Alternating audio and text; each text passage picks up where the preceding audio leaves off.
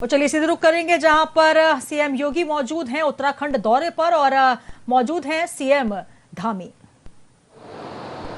महंत अवैधनाथ जी की प्रतिमा का जहां महायोगी गुरु गोरखनाथ राष्ट्रीय महाविद्यालय जहां पर संचालित हो रहा है उसका हम सब ने अनावरण किया है। और महंत अवैधनाथ जी का भी जो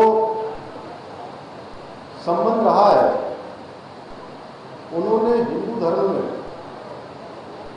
हिंदू धर्म को मजबूत करने के लिए, भाईचारे को मजबूत करने के लिए और जो समाज में पीछे छूट गए हैं उन सभी को आगे लाने के लिए उन्होंने हर संघर्ष किया। उसके मैं बहुत विस्तार में नहीं जाना चाहता, जितना मैंने उनके बारे में पढ़ा है, मैंने बचपन से जितना उनको देखा है सुनता आया हूँ, तो उन्होंने राम जन्मभूमि का जो आंदोलन है उसका भी नेतृत्व उन्होंने उस समय प्रदान किया था। और आज मुझे बेहद खुशी हो रही है कि जब हमारे बीच में ऐसी शख्सियत और इस माटी के लाल जब हमारे बीच में आए हैं। मैं अभी 2021 में 16 अक्टूबर को अयोध्या गया था और इससे पहले मैं 1999 में अयोध्या गया था। तब मैंने वहां देखा था कि रामलला टेंट के अंदर रहते थे और मन बड़ा कष्ट में आया। बहुत मन में एक मैं कहूं कि उदासी सी कि जिनके बारे में हम इतने समय से कह रहे हैं कि रामलला हम आएंगे और मंदिर वहीं बनाएंगे, और रामलला रास्ता देखते रह गए, कोई मंदिर बनाने वाला नहीं आया। रामलला का भव्य और दिव्य मंदिर बनाने का मार्ग प्रशस्त हुआ तो हमारे देश के यशस्वी प्रधानमंत्री नरेंद्र मोदी जी के नेतृत्व में और हमारे बीच के योगी जी के नेतृत्व में। और वो मंदिर परिसर ऐसा नहीं बन रहा है कि केवल भारत के लोग देखें।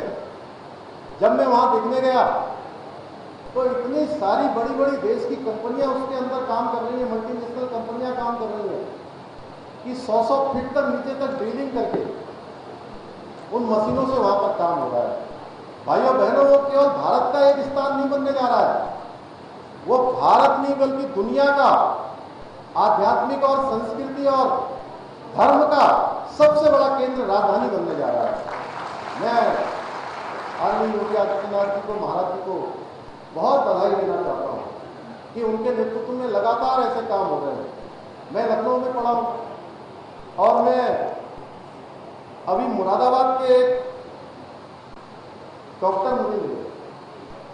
मैं एक शादी में गया था तो मुझे बोले कि मैं डॉक्टरी का पेशा करता था, मुरादाबाद का गोल्ड मेडल, पूरे उस समय का अपने समय का मैं गोल्ड मेडलिस्ट हूँ। और गोल्ड मेडलिस्ट डॉक्टर वो कहते थे कि मैं अपनी क्लिनिक में जब मरीजों को देखता था तो मुझे डर लगता था कि कभी मेरे साथ कोई बदतमीजी न हो जाए, कोई हमारे साथ घटना न घट जाए। तो मैंने कहा 2019 के चुनाव में, ये मैं अभी की बात नहीं बता रहा हूँ, 2019 का चुनाव आने वाला था तब की बात बता रहा हूँ। बोले एक छोटा सा लड़का आया, योगी जी के मुख्यमंत्री बनने से पहले की बात बता रहा हूँ। बोले कि मैंने उसकी माँ को कहा कि इनको ऊपर बैठा दीजिए और बड़े अदब से कहा कि मैं इनको ऊपर बैठ के देखना चाहता हूँ। तो इतने में पूरी फौज आ गई और बोले मेरे जो है पूरे अस्पताल के चारों तरफ उन्होंने जो है घेर कर जो है धरना प्रदर्शन शुरू कर दिया। मुरादाबाद की मैं सच घटना बता रहा हूँ। बोले भाइयों बहनों, वैसे तो विकास का काम हो, कानून व्यवस्था हो, मोदी जी के आने के बाद उत्तर प्रदेश के अंदर एकदम तेजी से बढ़ी है, लेकिन अगर ये नहीं भी होता तो मैं अपना कारोबार बंद करना पसंद करता, लेकिन मैं वोट योगी जी के कहने पर वहां पर दूंगा, भारतीय जनता पार्टी को दूंगा। उत्तर प्रदेश की मैं सब घटना आपको बता रहा हूँ। इसी प्रकार से अभी जैसा बड़े भाई त्रिवेंद्र सिंह रावत जी उल्लेख कर रहे थे, मैं सन 2002 में बनारस गया था और काशी विश्वनाथ मंदिर के अंदर में गया। तो उस काशी विश्वनाथ मंदिर के अंदर जाने के लिए बहुत सकरी गली होती थी। एक सकरी गली कोई भोलेनाथ का भक्त गंगा जी से जल लाकर अगर सीधे भगवान को चढ़ाना चाहता है, विश्वनाथ जी को चढ़ाना चाहता है, भोलेनाथ जी को चढ़ाना चाहता है, तो उसको गंगा जी से सीधे रास्ता नहीं मिलता था। अभी 2021 में बनारस के अंदर मुख्यमंत्री परिषद की प्रधानमंत्री जी की अध्यक्षता में बैठक हुई। उस बैठक में मैं गया और मैं काशी विश्वनाथ जब सवेरे दर्शन के लिए गया तो मैं आपको बताऊं कि मन इतना आनंद हो गया भगवान के उस दरबार में पहुंचते ही। मुझे भी ये सौभाग्य मिला कि मैं गंगा जी का जल लेकर सीधे भगवान विश्वनाथ जी को अर्पित कर पाया। यानी कि हाईवे बन गया पूरा। आपके नेतृत्व में लगातार इस प्रकार से काम हो रहा है। पूर्वांचल एक्सप्रेस आपने वहां पर बना दिया, न जाने कितने कार्य, और उसी का नतीजा है। जब मुझे यहाँ महाराज जी पत्रकार पूछते थे कि उत्तराखंड के अंदर सरकार बनेगी इस बार, तो मैं कहता था, बोले कि उत्तर प्रदेश में भी लंबे समय से सरकार नहीं बनी है। तो मैं हमेशा एक बात कहता था कि उत्तर प्रदेश के अंदर इस बार इतिहास बनेगा और उत्तराखंड के अंदर भी इतिहास बनेगा। भाइयों बहनों, योगी जी के नेतृत्व में, आदरणीय मोदी जी के नेतृत्व में उत्तर प्रदेश के अंदर इतिहास बना और आप सबके आशीर्वाद से इस क्षेत्र में भी और पूरे उत्तराखंड के अंदर यहाँ भी पहली बार ये विपक्ष टूटा, 2/3 बहुमत की सरकार यहाँ पर बनी।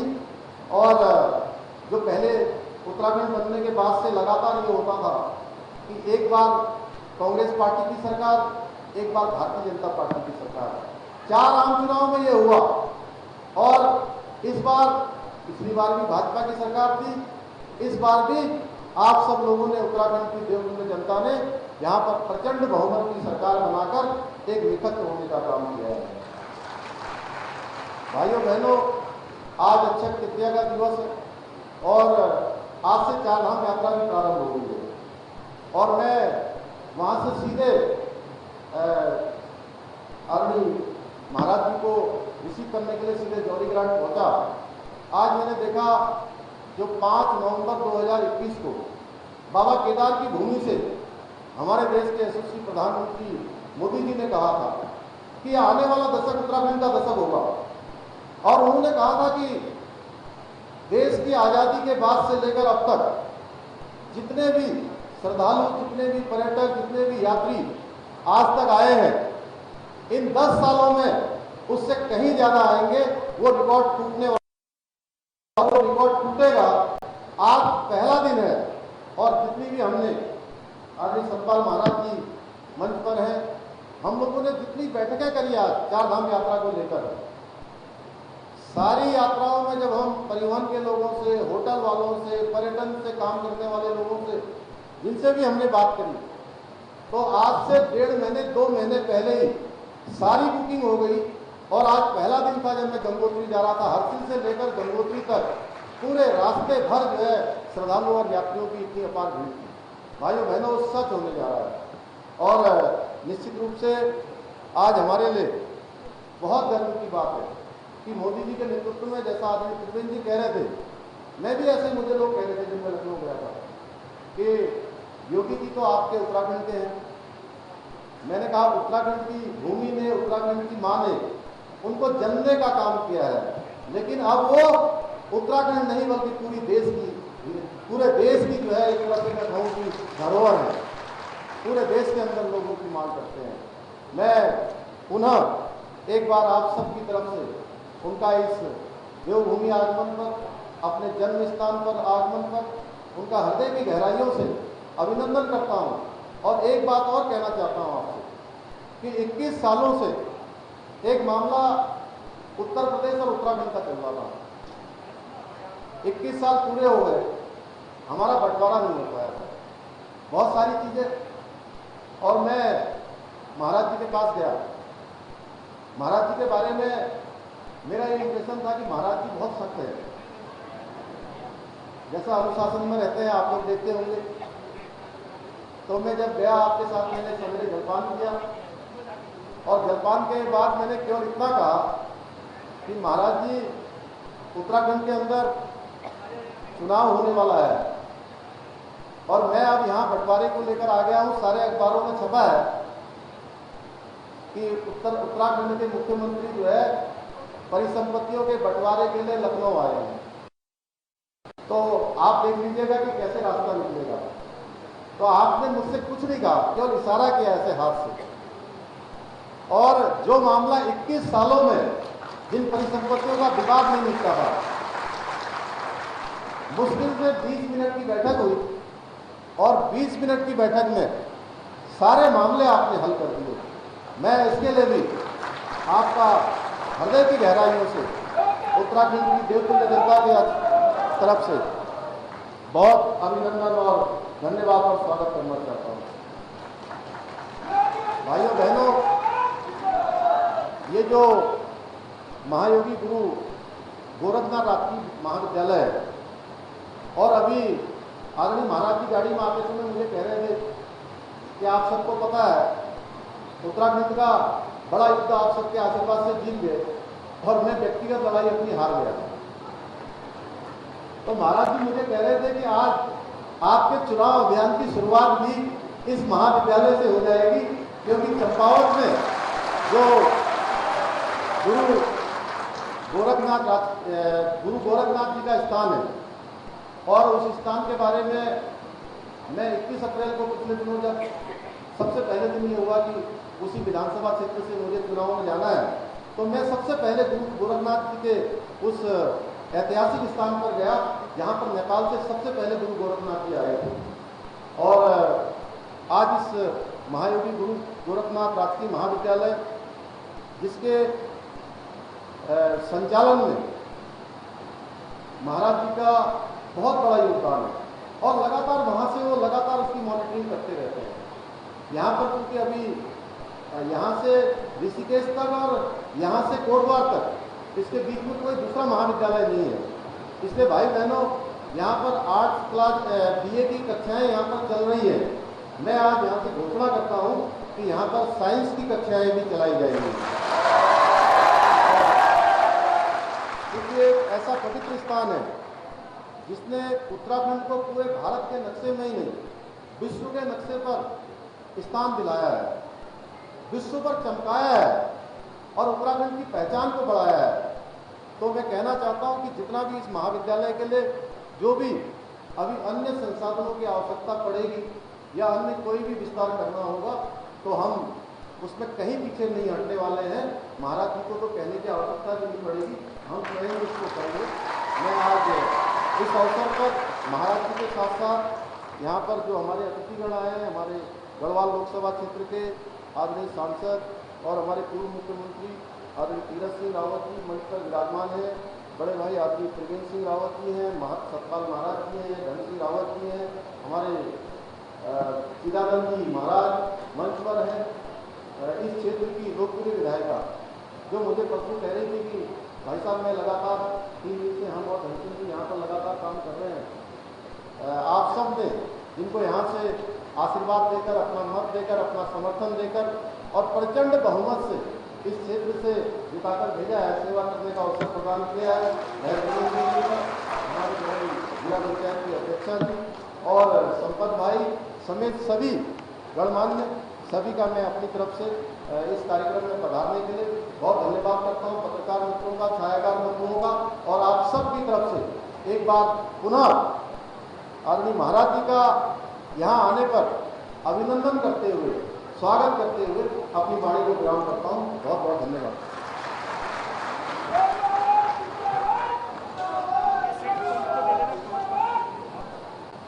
बहुत बहुत धन्यवाद आदरणीय मुख्यमंत्री जी।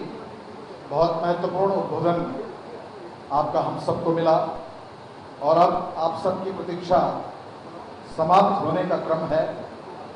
माननीय योगी आदित्यनाथ जी का उद्बोधन, मार्गदर्शन हम सबको मिलने वाला है, लेकिन उससे पहले एक बहुत महत्वपूर्ण जो कार्यक्रम यहाँ पर है, हमारी भारतीय शैक्षिक पद्धति में गुरु शिष्य की एक महान परंपरा है। वो चाहे गुरुकुल शिक्षा पद्धति से हो या आज के आधुनिक काल की शिक्षा पद्धति हो, और माननीय योगी आदित्यनाथ जी तो इस परंपरा का जिस तरह से निर्वहन करते आए हैं वो विश्व में एक उदाहरण है। इस बात को बताने में मुझे बहुत हर्ष हो रहा है और गौरव भी हो रहा है कि ऐसे गुरुजन इस मंच पर उपस्थित हैं, ऐसे गुरुजनों की सन्निधि इस मंच पर उपस्थित है जिन्होंने श्रीमान योगी आदित्यनाथ जी के शिक्षा दीक्षा में अपना योगदान किया है। आज उन गुरुओं का सम्मान माननीय मुख्यमंत्री उत्तर प्रदेश जी के हाथों यहाँ निर्धारित किए। मैं सभी गुरुजनों से निवेदन करूंगा, क्रमशः वो आगे आएंगे और माननीय योगी आदित्यनाथ जी से मैं निवेदन करूंगा कि आप उन सभी गुरुजनों का बहुत आदर सम्मान के साथ उन्हें सम्मानित करेंगे, जिनमें श्री महिमानंद बमराड़ा जी जो यहाँ प्रवक्ता रहे हैं, बमराड़ा जी से मेरा निवेदन होगा कि आप अपने क्रमानुसार आप आते रहेंगे। डॉक्टर राजेंद्र सिंह भंडारी जी हैं, पूर्व प्रधानाचार्य रहे हैं। और यहाँ मैं आयोजकों से निवेदन करूंगा कि सम्मान सामग्री जो भी है यहाँ पर माननीय योगी आदित्यनाथ जी के समक्ष प्रस्तुत करते हुए मैं निवेदन करूंगा कि सभी गुरुजनों का सम्मान आपके कर कमलों से यहाँ पर होगा।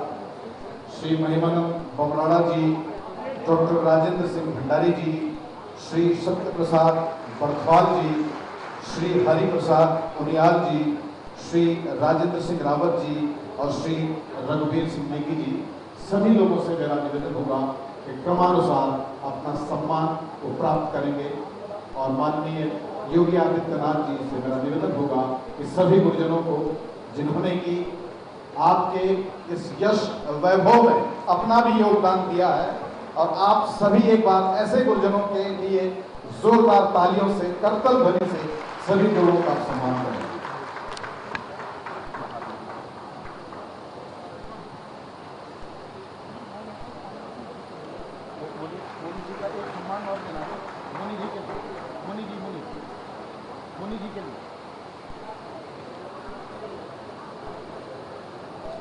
आपकी तालियों का क्रम अगर बनता रहे तो सम्मान और बढ़ जाएगा, क्योंकि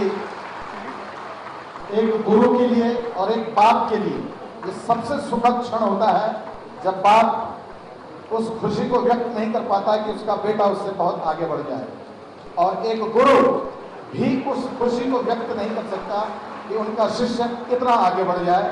और अभी मैं सुन रहा था गुरुओं की चर्चा, आपस में विमर्श कर रहे थे कि अपने शिष्य के पीछे इस तरह से सम्मान रूप से बैठना उनके जीवन का बहुत बड़ा क्षण है।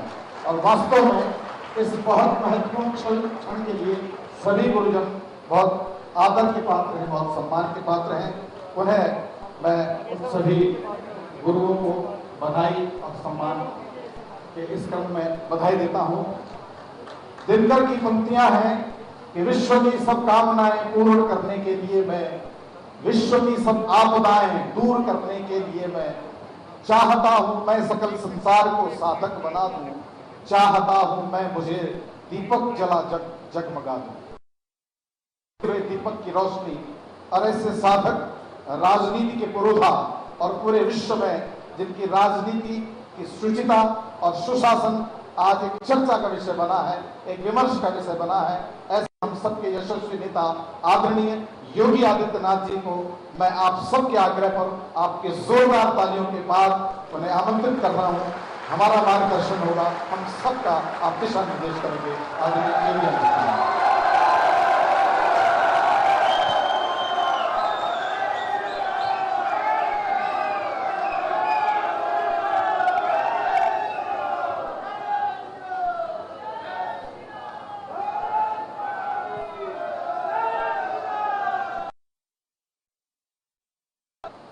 महायोगी गुरु गोरखनाथ महाविद्यालय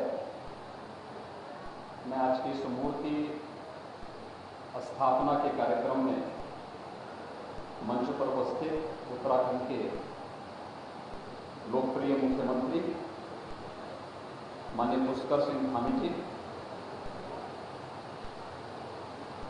पूर्व मुख्यमंत्री और गढ़वाल संसदीय क्षेत्र से लोकप्रिय सांसद माननीय श्री तीरथ सिंह रावत जी, पूर्व मुख्यमंत्री माननीय श्री त्रिवेंद्र सिंह रावत जी, उत्तराखंड सरकार के माननीय मंत्री श्री सतपाल महाराज जी, उत्तराखंड सरकार के शिक्षा और स्वास्थ्य विभाग के मंत्री डॉक्टर धन सिंह रावत जी, यमकेश्वर से लोकप्रिय विधायक श्रीमती रेणु बिष्ट जी,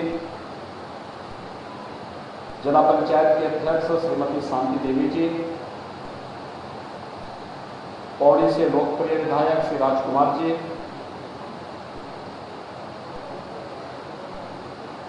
परमार्थ निकेतन ऋषिकेश से परमाध्यक्ष पूज्य स्वामी चिदानंद सरस्वती जी महाराज,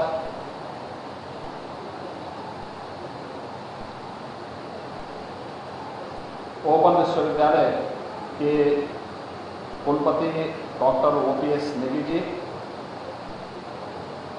उच्च शिक्षा के निदेशक डॉक्टर संदीप शर्मा जी, उच्च शिक्षा विभाग से जुड़े हुए सभी अधिकारीगण, महाविद्यालय के प्राचार्य और मंच पर उपस्थित सभी महानुभाव और उपस्थित सभी उत्तराखंड के मेरे भाइयों बहनों, मैं देवभूमि को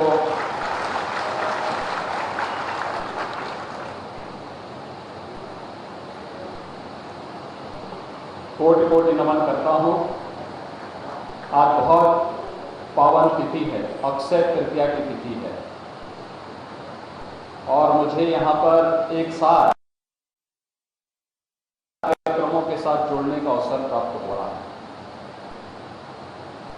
अभी हम लोगों ने यहाँ के मुख्यमंत्री जी के साथ पूर्व मुख्यमंत्री श्री त्रिवेंद्र सिंह रावत जी, श्री तीरथ सिंह रावत जी, यहाँ उत्तराखंड सरकार के जो हमारे माननीय मंत्री सतपाल महाराज जी, डॉक्टर धन सिंह रावत जी, यहाँ की लोकप्रिय विधायक, हमारे पौड़ी से विधायक और अन्य पदाधिकारियों और महाविद्यालय और शिक्षा विभाग के जुड़े हुए उच्च पदाधिकारियों के साथ में मूर्ति अनावरण का कार्यक्रम संपन्न किया है। ये मूर्ति पूज्य महंत अवैद्यनाथ जी महाराज की मूर्ति है, जिनकी प्रेरणा से यहाँ पर महाविद्यालय की स्थापना 1997-98 में संपन्न हो रहा था, कार्यक्रम आगे बढ़ा था। और आज मुझे बताते हुए प्रसन्नता है, मैं धन्यवाद दूंगा उत्तराखंड सरकार को, श्री पुष्कर सिंह धामी जी को, श्री त्रिवेंद्र सिंह रावत जी को, यहाँ के लोकप्रिय सांसद, यहाँ के लोकप्रिय विधायक और यहाँ के शिक्षा मंत्री तथा यहाँ के पर्यटन और संस्कृति मंत्री को कि उन्होंने यहाँ पर आज इस कार्यक्रम को संपन्न किया है कि पूज्य महंत अवैद्यनाथ जी महाराज की एक भव्य प्रतिमा की स्थापना यहाँ पर हो सके। यद्यपि महंत अवैद्यनाथ जी महाराज का जन्म इसी भूमि पर हुआ था, यही विकास खंड है और इसी विकास खंड में ग्राम कांडी में ही उनका जन्म हुआ था। लेकिन 1940 के बाद उनको कभी इस धरती पर वापस आने का अवसर नहीं प्राप्त हुआ। उनके मन में कभी कभी इच्छा होती थी, लेकिन किन्हीं कारणों से वो कार्यक्रम टल जाता था। लेकिन वह अक्सर पूछते थे मुझसे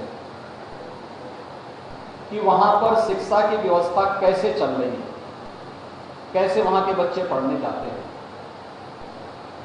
क्योंकि उनकी प्रारंभिक शिक्षा ग्राम ठांगर में हुई थी। उसके बाद वो पढ़ने के लिए चमकोट ठाल चले गए, लेकिन माँ बाप और परिवार के सभी सदस्यों के असामयिक निधन के कारण बहुत छोटी उम्र में ही उनको घर छोड़ करके जाना पड़ा। लेकिन एक लंबे समय तक पूरे देश का भ्रमण करते करते, स्वाध्याय करते करते अंततः वह गोरखपुर में उस समय के गोरक्ष पीठाधीश्वर महंत दिग्विजय नाथ जी महाराज के संपर्क में आए और बाद में उन्होंने महंत दिग्विजय नाथ जी का शिष्यत्व ग्रहण किया और वहां से उन्होंने उसे अपना कर्म क्षेत्र गोरखपुर को बना करके वहां पर धर्म के प्रचार का, अध्यात्म के प्रचार का, शिक्षा, स्वास्थ्य, लोक कल्याण के अभियान के साथ में जुड़े। पूरे देश के अंदर उनका भ्रमण होता था और उनकी इच्छा होती थी और इसीलिए उन्होंने मुझे 1996-97 में पूछा, कहा कि वहाँ के बच्चे पढ़ाई कैसे करते हैं।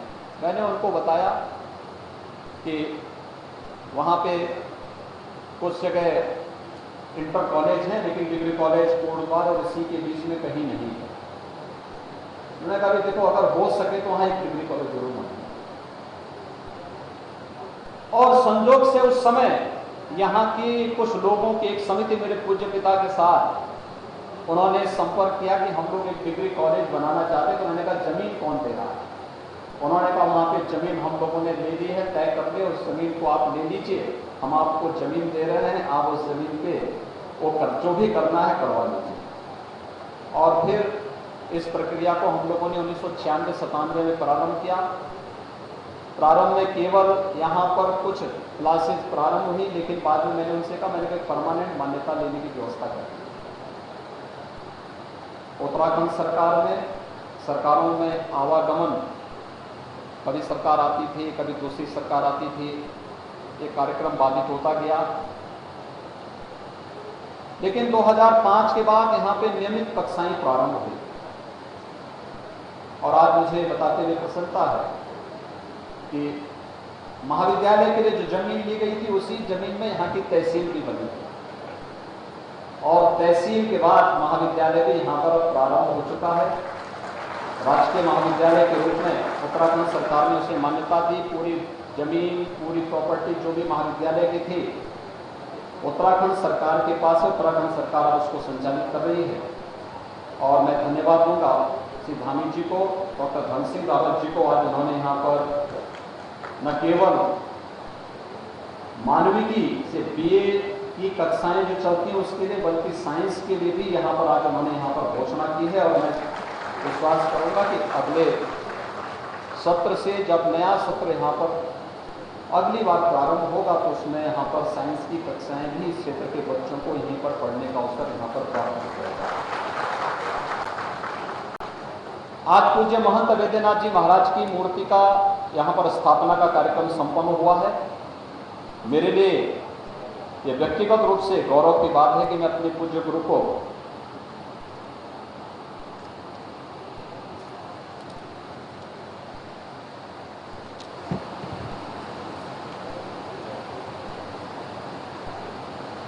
उनकी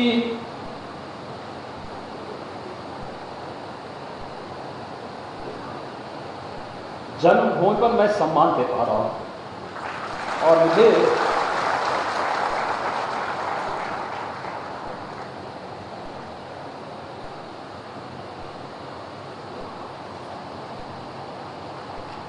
इस कार्यक्रम में उत्तराखंड सरकार ने बुलाया।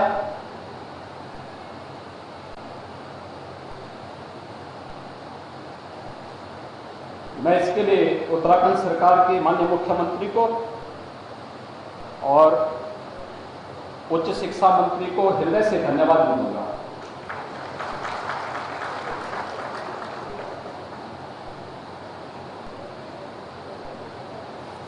भाइयों बहनों, आज मेरे लिए एक और भी गौरव का विषय है कि यहाँ पर मुझे अपने स्कूली गुरुओं का भी सम्मान करने का सौभाग्य प्राप्त हुआ। मैंने पहली से 9वीं क्लास तक यहाँ पे पढ़ा था, थांगर में, चमकोट थाल में।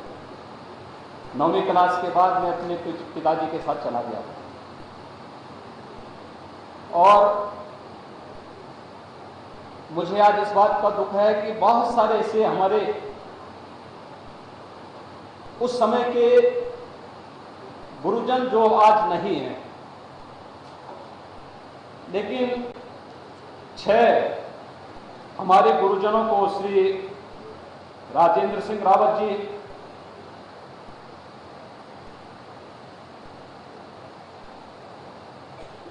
श्री रघुवीर सिंह नेगी जी,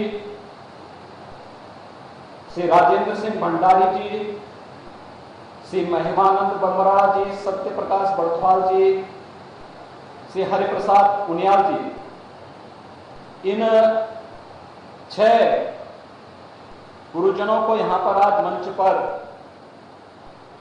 मुझे सम्मान करने का अवसर प्राप्त हुआ। मुझे केवल उत्तराखंड के नौजवानों से एक बात कहनी है। मैं देख रहा था, मैं बहुत बार देखता हूं, सुनता हूं, और त्रिवेंद्र जी ने जब यहां पर मुख्यमंत्री थे उस समय यहां पर एक उत्तराखंड का उन्होंने एक आयोग भी बनाया था, पलायन आयोग बनाया था। और मुझे उस समय इस बात को लेकर के खासतौर पर इस बात की चिंता होती थी कि आखिर उत्तराखंड से लोग पलायन क्यों कर रहे हैं। यहां पर जितनी अच्छी शिक्षा है, जितना अच्छा माहौल है पठन पाठन का, जितना प्राकृतिक सौंदर्य है और जितनी संभावनाएं हैं, उन संभावनाओं को हमें आगे बढ़ाना होगा। और मुझे लगता है कि यहां का युवा जहां कहीं जाएगा वो अपनी प्रतिभा का लोहा अवश्य मनवाएगा, लेकिन उसे विश्वास होना चाहिए अपने आप पर। हम लोगों ने भी यहीं पर रहकर पढ़ा है, यहीं पर रह के जाना है, कोई अतिरिक्त व्यवस्था के साथ हम लोग नहीं जिए थे। लेकिन आज जो कुछ भी हम लोग कर रहे हैं, जब अच्छी सरकारें आती हैं तो लोक जीवन में व्यापक परिवर्तन का आधार भी बनती है। आपने देश के अंदर परिवर्तन देखा होगा 2014 के बाद, कैसे पूरा देश आज चलता हुआ दिखाई दे रहा है, कैसे पूरे देश के अंदर एक नई ओज है, एक नया तेज है, लोगों के मन में एक नया उत्साह है। कारण है देश के अंदर प्रधानमंत्री मोदी जी के नेतृत्व में ये देश फिर खड़ा हो चुका है। देश नई अंगड़ाई के साथ आगे बढ़ रहा है। और बार बार प्रधानमंत्री मोदी जी भी जब उत्तराखंड आते हैं, एक बात के लिए आप सबको बार बार कहते हैं कि हमें अपने आप को समझना होगा। उत्तराखंड का पानी भी और उत्तराखंड का जवानी भी पूरे देश के काम आता है। और खास तौर पर मैं जब यहाँ उत्तराखंड से गया था तब ये उत्तर प्रदेश का ही हिस्सा था। तो मुझे लगता है कि सन 2000 के पहले के जो लोग हैं वे सब भी उत्तर प्रदेश के ही वासी हैं। मूल रूप से जन्म उनका उत्तर प्रदेश में हुआ है, उनका जो मूल सर्टिफिकेट होगा उसमें उत्तर प्रदेश ही लिखा होगा। उसके बाद जिनका जन्म हुआ होगा वे लोग अपने को अपने नाम के आगे उनका उत्तराखंड लिखा जा रहा होगा।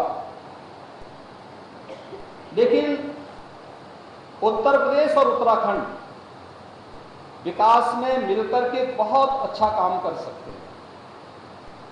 और मैं इसके लिए आप सबको हृदय से अभिनंदन करूंगा कि अभी हाल ही में विधानसभा हुआ है और आप सबने प्रधानमंत्री मोदी जी के आह्वान पर श्री पुष्कर सिंह धामी जी के नेतृत्व में फिर से भारतीय जनता पार्टी की लोकप्रिय सरकार के गठन में अपना योगदान दिया। भारतीय जनता पार्टी को प्रचंड बहुमत के साथ सरकार बनवाने में अपना योगदान दिया। आज सरकार यहां पे कार्य कर रही है। मूर्ति यहां पर चुनाव के पहले ही स्थापित हो गई थी, लेकिन समय न मैं दे पा रहा था और न ही कार्यक्रम बन पा रहे थे। कोरोना का भी इस सदी की सबसे बड़ी महामारी से हम लोग उभरे हैं और उस बड़ी महामारी के दौरान आपने देखा होगा बहुत सारे लोगों ने अपने प्रियजनों को खोया है। लेकिन कोरोना प्रबंधन भारत का दुनिया के अंदर सबसे बेहतरीन रहा। प्रधानमंत्री मोदी जी के नेतृत्व में फ्री टेस्ट, फ्री में ट्रीटमेंट, फ्री में टीका फ्री में राशन, हर जरूरतमंद बीमारी, कोई भी बीमारी होती थी, महामारी कोई भी होती थी दुनिया के अंदर, सदी की पुरानी महामारियों के इतिहास को अगर आप देखेंगे, एक बात रही है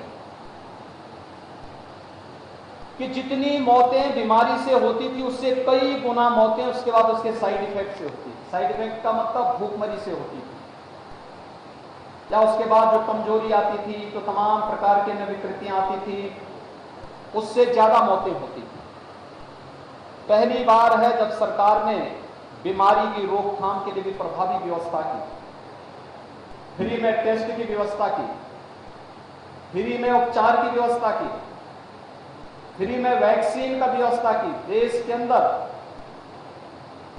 फ्री में वैक्सीन, उत्तराखंड में तो सभी लोगों को डबल डोज लग चुका है, और कितना बड़ा रक्षण का कार्यक्रम, टीका अनुरक्षण का कार्यक्रम देश के अंदर चला है। उत्तर प्रदेश में हम लोग 31.5 करोड़ वैक्सीन की डोजेज अब तक वहां के लोगों को दे चुके हैं। फ्री में, सब कुछ फ्री में उपलब्ध करवाया गया। अगर कोई सरकार लोकप्रिय सरकार नहीं होती, संवेदनशील सरकार नहीं होती, क्या इतना बड़ा काम हो पाता? नहीं हो पाता। एक संवेदनशील सरकार यही होती है, और मुझे लगता है ये संवेदनाएं हम सबको इस बात के लिए सदैव प्रेरित करती हैं कि हमें भी सरकार के इस मिशन में टीम के साथ मिलकर के काम करना होगा। प्लांट को बचाना पड़ेगा। उत्तराखंड को अगर बचाना है, केवल उत्तराखंड को बचाने की समस्या नहीं है, यह देश को बचाने की समस्या है। देश से लगा हुआ क्षेत्र और उसकी सुरक्षा की दृष्टि से भी हमें प्लान को रोकना होगा। बहुत संभावनाएं हैं उत्तराखंड में। मैं भी मुख्यमंत्री से चर्चा कर रहा था, मैं यमकेश्वर गया था, और कई वर्षों के बाद मुझे यमकेश्वर में दर्शन करने का अभी सौभाग्य प्राप्त हुआ। मैं देख रहा था वहां पर हम लोग बचपन में जाते थे, और इसी महीने जब हम लोग जाते थे तो यमकेश्वर में वहां पे हम लोगों को नदी में नहाने का अवसर मिलता था। पूरा वहां पे इतना ज्यादा पानी होता था कि हम लोग वहां पे डुबकी लगाते थे। लेकिन आज वहां पानी नहीं, मुश्किल से पानी, बहुत हल्का हल्का पानी वहां पर दिखाई दे रहा है। आज यहां पे सभी गधेरे सूख चुके हैं। वृक्षारोपण करना होगा। जल संरक्षण के लिए प्रधानमंत्री जी के मिशन के साथ जुड़ना होगा। उत्तराखंड को बचाना है तो प्राकृतिक सौंदर्य आपके पास है, देव मंदिर है, स्पिरिचुअल टूरिज्म के साथ साथ इको टूरिज्म का बहुत बड़ा केंद्र बन सकता है। लाखों नौजवानों को यहां इसके माध्यम से नौकरी और रोजगार उपलब्ध हो सकता है, और उस अभियान के साथ हमें जुड़ना होगा। आज आपने देखा होगा यहाँ के लोकप्रिय मुख्यमंत्री बोल रहे थे कि अयोध्या और काशी में उनको जाने का अवसर प्राप्त हुआ। काशी में कितना संकरा, वाराणसी में भगवान बाबा विश्वनाथ मंदिर में जाने का कितना संकरा रास्ता था, 5 फुट का रास्ता था। प्रधानमंत्री मोदी जी के विजन को सरकार ने लागू किया। आज वहां पे